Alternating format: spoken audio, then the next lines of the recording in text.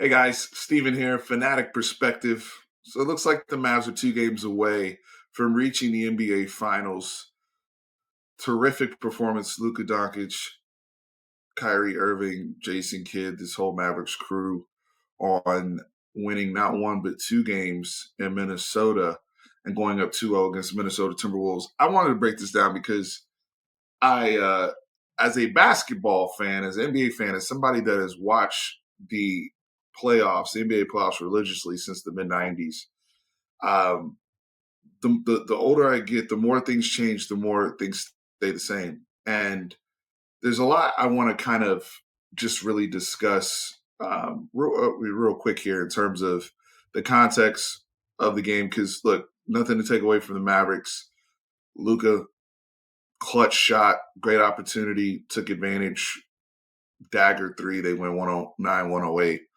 And, I have the box score stuff up here to help. But look, as a Spurs fan, as a resident hater, I will acknowledge that um, it is frustrating to see how stupid Minnesota is playing. And they literally gave the Mavericks the easy button on that last position. I want to break down 2 things because from and this is hater stuff aside, this is real hoops. Those things aside, that last 12 seconds was a microcosm of what I said earlier about the more things change, the more things stay the same. Growing up, I learned from Isaiah Thomas and Bob Knight and their whole brain trust. There's only 5 ways to score basketball in a game: free throw, 3-pointer, dunk layup, so actually going to the rim, mid range jump shot, and post up. And they usually said in order to be a championship team, you need to master at least 4 of those opportunities to score, at least 4. You're really good if you're elite at 3, but you got to be at least good at 4. You look at the Mavericks, right? Free throws. Now, yesterday they weren't effective, but they're a good free throw shooting team. They're a good 3-point shooting team. They're obviously really, really good dunk, layup, lob, mid range with Luka and Kyrie is there when they need it. The only thing that they don't have is post up. So they have those 4 that you would look for in terms of the elements of a championship offense.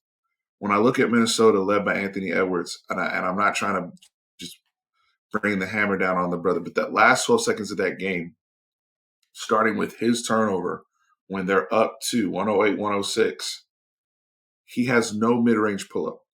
And what I mean by that is Dallas is playing him to where he's either going to take deep threes or he's going all the way to the cup, or either to play make or to get all the way to the rim and score. The playoffs, it's never been sexy because everybody's all about 3 and D and going the rim and shooting threes and all this type of stuff. But when it comes down to the playoffs, the mid-range game is still matters. And 2 things that have fallen off in terms of consciousness to the average basketball fan are post-ups and mid-range. You look at the Denver Nuggets last year when they won the championship, I would argue that they could do all 5.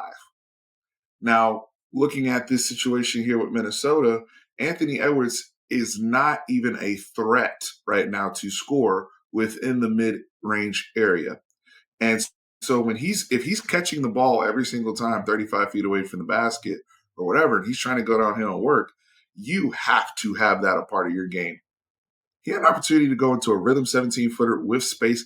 There's no coverage that the Mavs are running to where he can't take confident jumpers every single time. There was a time earlier in the 4th quarter where he's on the baseline, wide open, 15-footer, easy baseline jumper, and he sprints with the basketball back out to the 3-point line to reset, and they get a terrible jumper, and Stan Van Gundy commented on it.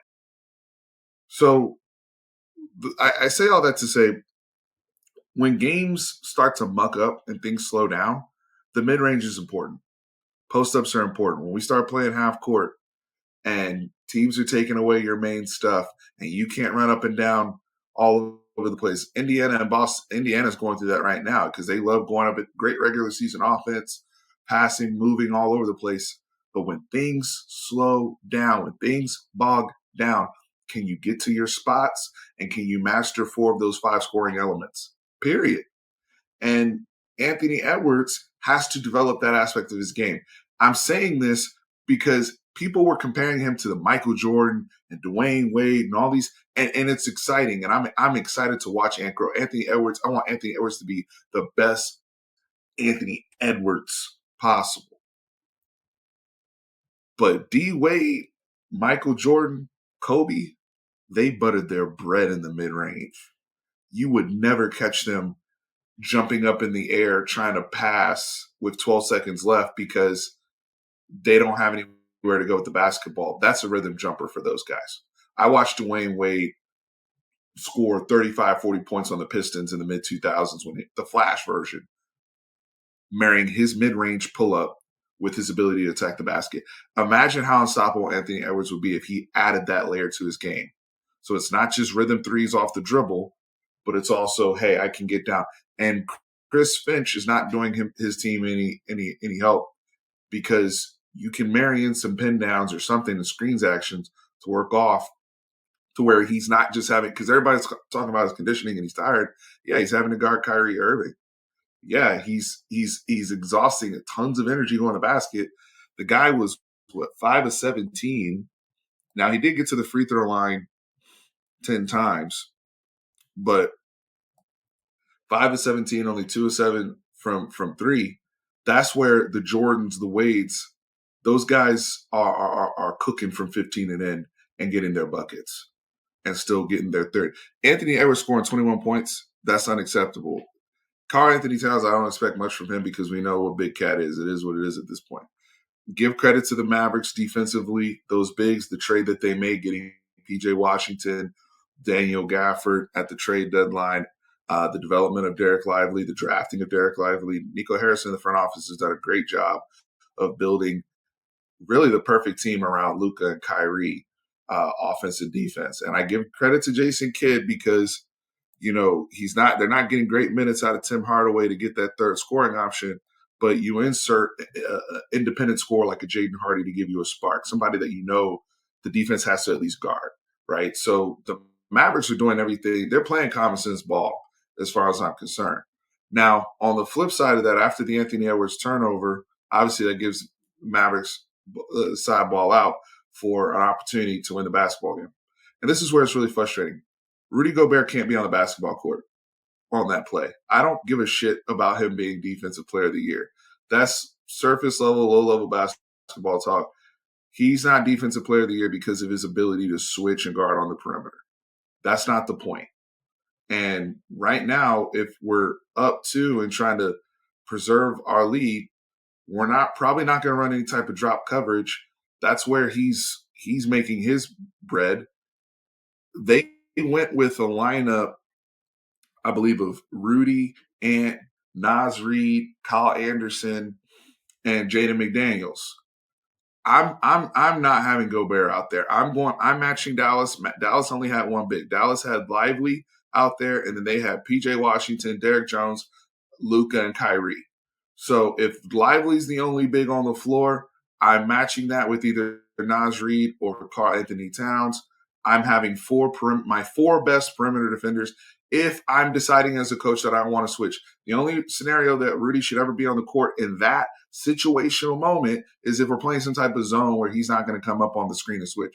You notice as soon, and Luka said this in the post game on Inside the NBA, as soon as they saw Gobert on the floor, that screen was set so high up, by the way.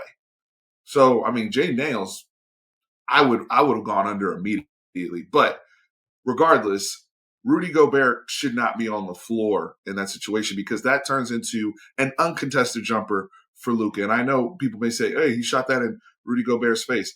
Somebody that is an all-time great, like Luka Doncic, who's already an elite clutch player, that's the easy button for him.